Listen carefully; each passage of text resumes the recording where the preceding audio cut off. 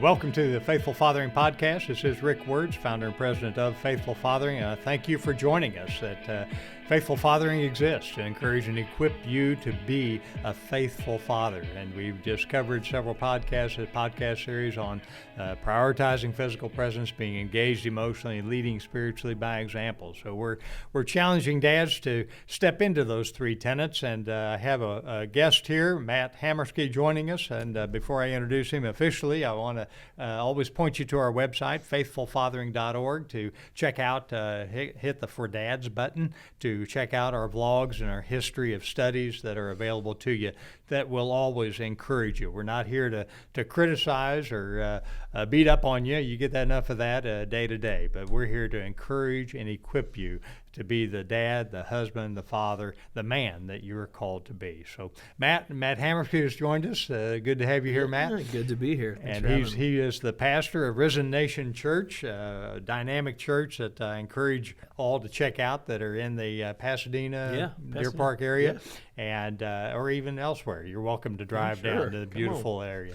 Matt is a husband and father as well, and blessing to have you here. We've talked about the three tenets, prioritization of physical presence, being engaged emotionally, leading spiritually by example. And here we're kind of wrapping it up to talk about, we want dads to be the dads the next generation needs to see, because as we discussed, kids catch what we have. And likewise, young men watch men today and see, what does it mean to be a man and the husband that I'm called to be grounded in that relationship with Jesus the Christ. I guess that's kind of the foundation for the whole thing, isn't it? Yeah, of course.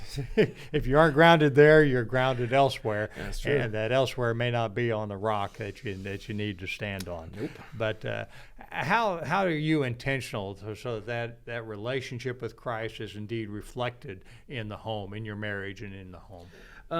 Just spending daily time with the Lord, allowing my family to see that. Obviously I know it is we say our private time with the Lord, but my private time is very public to my family. Sure. So it's not, it's not a secret. They know where I'm at. My wife knows where I'm at. My son knows where I'm at certain times of the day. He'll even come in and be like, "Hey, are you praying again?" Or that's just the normal for me as far as what I've established and what they've seen. And even our son, as we foster him, and about to adopt him, for the last 2 years that he's known me, he's kind of picked up on my routines of kind of how I start my day, what I do in the middle of the day. He knows when I'm kind of stressed. He'll ask me because he sees me praying more. So he's like, "Hey, there's something going on," and so he sees that's where I go when times get tough. Same thing with my wife. She knows, when there's a big decision to be made, she knows I'm going to be found in prayer first before we make a decision. She's quick to trust me when I say, "This is what I feel the Lord's doing." She says, "Okay." And she will ask me that question, "Will God tell you to do it?" That's one of her favorite questions. So I think, again, just being grounded in my personal relationship with Jesus, it really does affect our whole family. It affects how it functions, how it operates. And if that's not right, as we've talked in previous episodes, it's dysfunctional. Sure. It doesn't work like it should. Sure. So that's a big way. One thing that always stuck in my mind, I think I saw the eulogy for Billy Graham, one of the great spiritual fathers of all time, right? For sure. And you wonder, what kind of dad was he? Yeah. And they had all the kids give a bit, and then as I recall, I don't remember if this is absolutely accurate, but the gist of it is that finally the last son came up, and he didn't have much time. And he says, "Well, I'm just, all my siblings took all the time. I'm just going to let you know that Dad was fat." I said, "What do you mean fat?" He was faithful, he was available, and he was teachable. Yeah. And I thought, for a son to say that about a man as busy as Billy Graham was, share how do you work at that availability piece? Are you available to your bride and available to your son? Yeah, it's a priority for us, and I as I mentioned earlier, I never want my wife to view ministry as the other woman. And so because of that, I've always made our marriage a priority. And sometimes I do really well at it. Sometimes I miss it. But she's quick to call me on it at this point in our marriage and say, "Hey, she's told me multiple ways I call marriage." It's something she likes to say. Or, "Hey, feel like I'm on the back burner." And when she says that, I stop everything I'm doing. Usually the next day I clear everything, doesn't matter what's going on. I cancel meetings. I say, hey, I got to take a personal day. Sorry, I'm taking a Sabbath. And which is another part of that is keeping a Sabbath every week really helps that. And that day is dedicated just to my family, just to spending some time with the Lord and having fun, like not doing anything work related. And that has helped keep things healthy. So that helps keep me available. My son knows he can call me at any point. Even if I'm in a meeting, I'll respond quickly. This is why I have this lovely watch, because I can just respond and let him know I have see you. I'm going to call you right back. Same thing with my wife. I always respond to her text. And if she calls me, even if I'm in the middle of a meeting, I will literally tell them, sorry, my wife's calling. Hold on one second. And I have yet to have any man say, oh, well, you get offended. They'll be like, oh, yeah, man, take that call, And so, and that's what I tell people, with our staff pastors, if we're ever in a meeting and they're like, oh, my wife's calling me, or I'll even see it on their phone sometimes, say, hey, you need to get that. Because I know who their wife is, or it'll pop up, my love, my wife, my boo, like answer it, talk to them, don't let them, don't put me first, and right, sure. And so again, I think the theme with all of this is intentionality. You have to be intentional to be available. That's just all there is to it. Right. Make sure you make space for that. I specifically, even at the new building we're about to move into, I don't have an office there.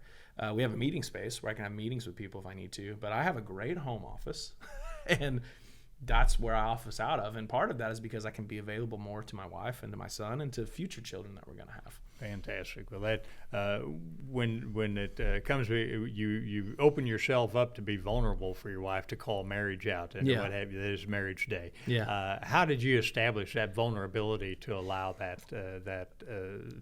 that warning flag to go up? Yeah. At first it was difficult. Our first couple years of marriage, our first year of marriage was absolutely terrible. We loved each other, but oh man, it was every day we were fighting about something. It's just fight. Even our friends didn't want to be around us. We'd be out at a restaurant and just get in a fight. And so it was horrible. And so I had a lot to learn as a husband. Thankfully, the Lord taught me very quickly, so I didn't have too many bruises. But it was just in her being vulnerable, honestly, with me and letting me know, like, hey, this is how I feel. And I used to get offended because I'd be like, you're just not seeing what I'm doing. That was the immediate reaction I would have. And the Lord began to challenge me. And why? And I believe I heard this in a message one time, and it really convicted me. But it was more about, are you listening to understand, or are you listening to respond? And when I began to listen to understand, what she was really saying and how she was really feeling, that made me become more vulnerable and say, hey, for one, be like, hey, I'm sorry. I'm missing it, and I'm sorry. Right. I want to do better. Right. Let me know practical ways that will make you feel like you're being heard, and you'll actually see some things that really help you in this area. Right. And then she began to really share with me, and then we just moved forward with that. And we really have now since then. We're able to talk about anything. We're very vulnerable with each other, but that's how I do church. I live pretty open and vulnerable with our church. I don't try to hide things. I don't try to, because it gives a false perception that I'm somehow better than everybody else, and I'm not. Right, sure. And so, and it also encourages the men in our church specifically to be honest when they're struggling, because they're like, well, if pastor can be honest, why can't I? And all those kind of things. But it creates that when you are vulnerable, that's the only way you have intimacy, real intimacy. Yeah. And I think there are many people who are married that unfortunately are pretty miserable. Because they don't have real intimacy, because they're not vulnerable with each other. Right. There's so many walls up. That's good. So that's I think it just shows the importance of what you're talking about, vulnerability. Right. Yeah, the transparency is huge, and we've seen that in other areas of life as well. But I do want to challenge the dads out there. Matt is obviously in ministry. He's a full-time pastor, but don't think that lets you off the hook, dads, because you are in ministry as well. Yes. You may have to evaluate whether you're really practicing a secular ministry and practicing that in your home, or if you're indeed embracing a Christian ministry of being the man, the husband, father you're called to be. So we can't give dads that easy out. Well, I'm a pastor. Oh, no, not at all. In fact, I think it's in many ways harder. as a pastor. Well, and you do, and that's one thing I used to tell people all the time when I would see a guest speaker, or I would see an evangelist or somebody that I was like, oh wow, they're a really great preacher or speaker or whatever. But I would always try, if their wife was there, I'd always look a little bit at their wife and see how their wife was looking at them on stage, because that really tells the story. It's like, is this guy living this at home? Right. And because you'll see it on his wife's face. And I would say that too, quick, just like what you said with the men, is to encourage. We've experienced a lot of really healthy, quick growth at the church. And I will give most of that is because we have a lot of really great men in our church who lead their family well. And they are doing community with other men and raising up disciples and teaching men how to be better fathers, how to be better godly leaders in their home. And that has impacted our church greatly. I mean, we're seeing growth that's awesome and healthy growth, and it's because it really is the men in our church are stepping up and leading and taking initiatives that I'm not the only one. It's like you got men getting up and sharing testimony, you got men leading in worship, you got men leading in the prayer time. And so I would encourage all the dads listening, be a leader in your church, and I promise your pastor will love it. Absolutely. And that's a plug for Faithful Fathering too. Yes. I appreciate that, because that's of course what we're about, is to establish a pass the baton strategy, which is activities and it's studies for dad-specific studies, and then it's retreats, father-son, father-daughter retreats. But it's all about, and what it's coming around to is that whatever season you're in as fathering, whether it's early on as a teacher, those teenage years as a coach,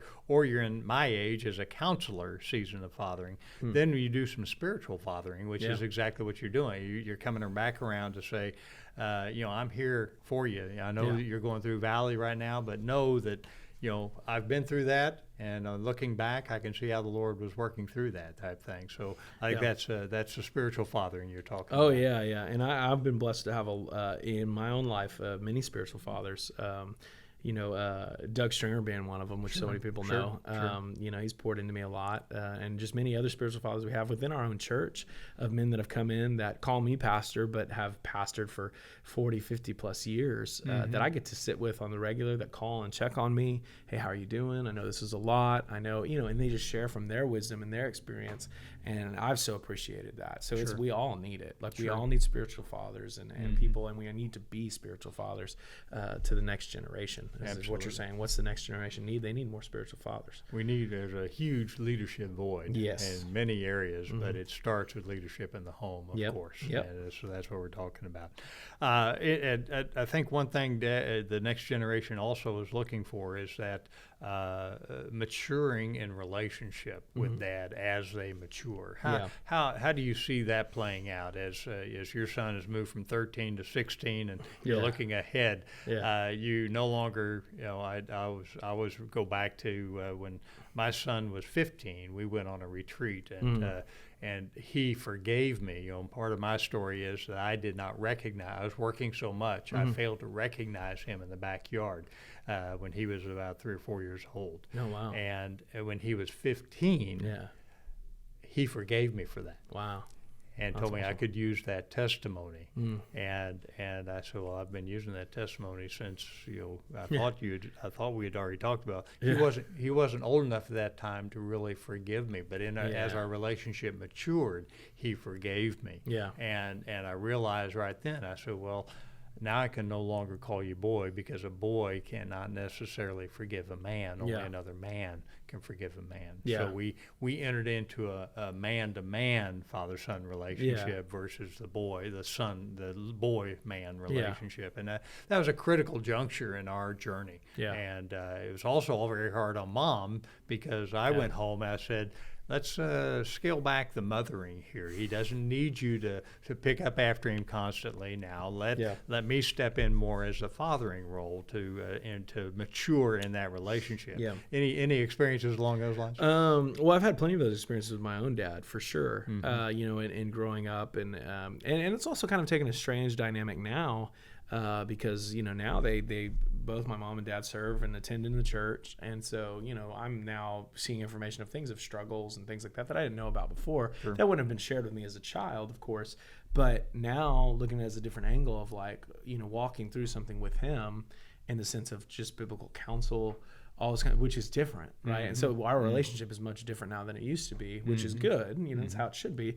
And so with Michael, it is different in the sense of like, you know, some of the things he's gone through, he's experienced certain things, and so to deal with him as we mature together in this relationship is one, I have him take accountability for who he is, and it's his life. And so even with adoption, you know, we said, is this what you want? Because we want you to be part of this family. We love you. We see you as a son. You know, we have bio children, you know, down the road, all of a sudden, you're another one of our children. It doesn't, there's no difference to us. And I was like, but for you, is this what you want? Because remember, like as we said, these kids don't get a whole lot of control in their life. Right. You know, if this is what you want, because this is about what you need. It's not necessarily about what we want. It's about what you need. And, you know, he's like, yes, I want to be here. I want to be, you know, I want to be part of this family. You know, and so that was the big shift for him. And as he matured into that and realized that's what he wanted, his behaviors really changed, his, you know, all of these kind of things, but we gave him the choice. And so that's part of that angle of foster care is a little different, is because, you know, obviously your kids, they're there. That's the expectation. But for a kid like that, it's to make him choose and say, okay, I want to be. Right. You know, and I think that helps you with the spiritual father dynamic, is of saying, of going to someone like a Doug Stringer and saying, Doug, I really respect what you're doing, and would you be my spiritual father? Would you pour into me? Right. You know, and so this kind of goes both ways there, of saying, yes, I will, and kind of entering into that relationship together. So I think as your son too, as he got older, you know, and as Michael continually gets older, those will be the things if he decides that he wants to have that kind of relationship with me, and I'm available to have that kind of relationship with him. Right. And of course, I'll give my input. You bet. I'll let you know what I think. But, you know, the fact is he comes to me now when he says, I don't really know what to do about this situation, or I had this kind of weird encounter at school, or there's this girl, you know, kind of, and he's quick to come to me and talk to me because he wants my advice. And so what's going right now is I want to make sure I maintain that. Because as he gets older, you know, and maybe he makes some poor decisions, or maybe he's on the cusp of making a decision that could really alter his life, and he knows, wait, I should probably go talk to Dad. Right. Because I know he's going to give me good advice. Right. And I know he's going to love me. And so I think having that, like as we've already talked about, availability, vulnerability, all of these things, and being available to have those kind of conversations. And then as they mature, you're dealing with different situations, and you have to view them that way. I think that's the other problem, is you want to keep them as your little baby, right? Like your little one. And it's like, no, you got to face the fact that they're going to be an adult, and they're eventually going to make their own decisions, and you won't have control over that. Right. So you got to prepare them for those, you know, because you're dealing with the cultural pressures, the other pressures they put on themselves, and dealing with all their whether it's self-image or to the temptations or whatever. You're equipping them to process these, and you're there to help them along the side. You know, you're as a teacher, of course, you're in the younger years prior to 10. You're establishing the groundwork and the foundation.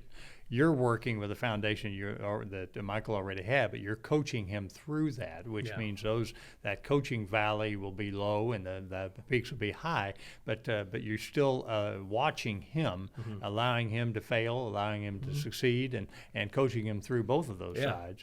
And then, of course, you get to my age, you got to let go, and that's what I always tell dads, that you know what the next generation needs is that confidence that they've prepared you, and that they're going to let go.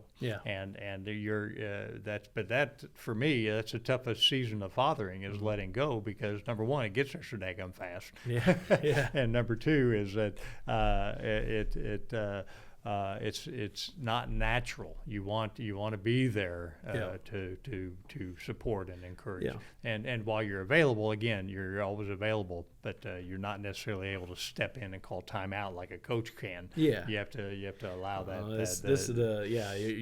You're on your own now, but I'm here to support you.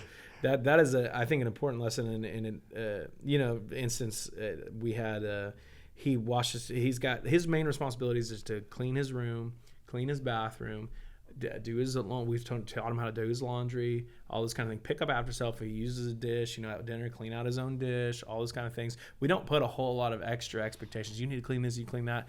We say, hey, we all clean up after ourselves in this house. And so to clean up your mess, all those kind of things. And so that's what we're trying to teach him, because I try to explain to him, look, I only have a couple of years really to prepare you to be an adult. That's right. And so while I kind of dismantle some of the horrible things you've been taught and then try to build back up in a positive way, I've got to put you out there quicker. Right. And so same thing with his laundry. He did his laundry, but he left it in the washer. I was very tempted to go ahead and make this the teaching moment where I take all the clothes I knew he was going to need in the morning, go ahead and put them in a basket and let him know, hey, you left them in a washer. That's just reality. You now have wet clothes. And so, but I didn't. I thought, no, because he's going to wake up. He's not going to have anything to wear. So I put it in the dryer. I dried it for him. I put him on the thing. What I did do is put a note and said, this is the last time. And so, because in reality, you're going to hit a day where if you don't do your laundry, bro, you ain't got clothes. That's right. So that's not acceptable in most places. Yeah, exactly. Well, so what in summary, you're saying that the next generation needs dads that what? Oh, yes. That what? The next generation needs dads that step up, as we've been talking about, that care, that emotionally will express their care.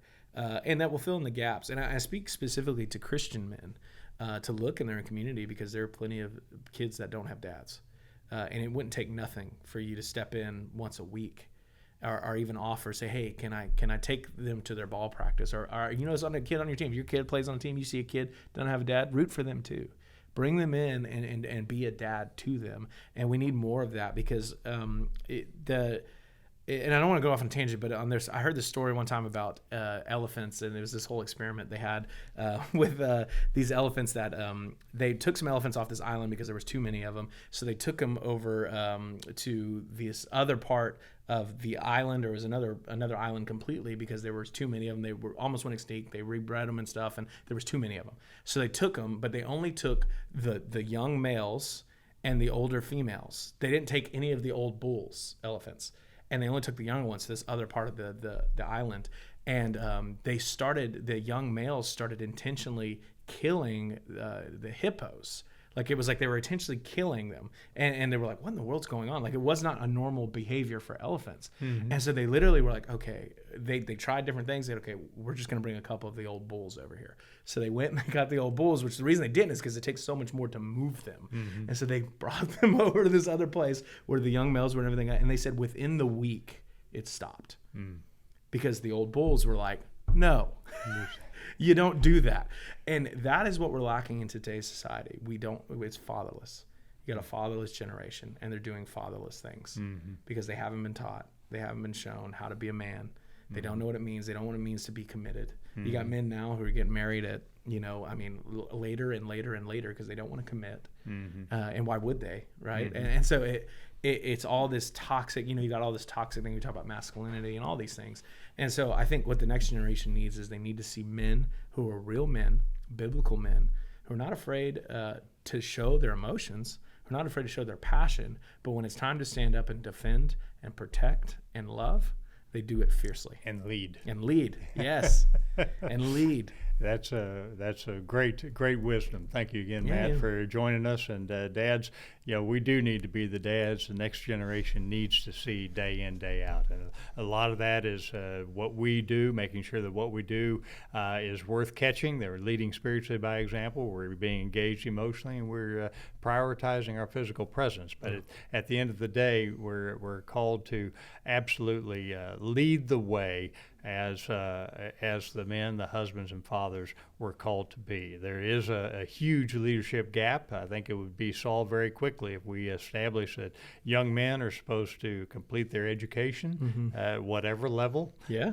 Get a job, make some money, pay off debt, meet girl, marry girl, have children in that order. Yeah. And that's the lesson we need to lead by and what we need to expect of our young men today. Yeah. And so certainly raise young ladies that are looking for men like that as well. That so, Matt, thank you again for the time. Been a blessing to have the time with you. Yes, thank you. God bless, Godspeed on your journey as the pastor and lead pastor there at Risen Nation. And I just really am excited for what's happening in the church, what's happening on the foster care front in the church, and your heart for men and young men, and like you say, to dads, the challenge is on to be the dad you need to be for your family, but look for those opportunities to love on others as well. That's right. And so be the spiritual father you're called to be. So again, dads, prioritizing physical presence, being engaged emotionally, leading spiritually by example. That's the dad you're called to be.